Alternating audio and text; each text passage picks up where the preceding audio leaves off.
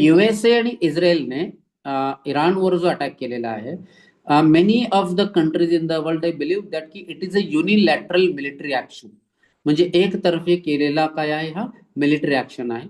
आणि this is against the laws of the United Nation. This is against the law of the, मतलब भरपूर काही जे आंतरराष्ट्रीय कायदे आहेत, इंटरनॅशनल जे लॉज आहेत, त्याच्या अगेन्स्ट मध्ये तो अटॅक करण्यात आलेला आहे.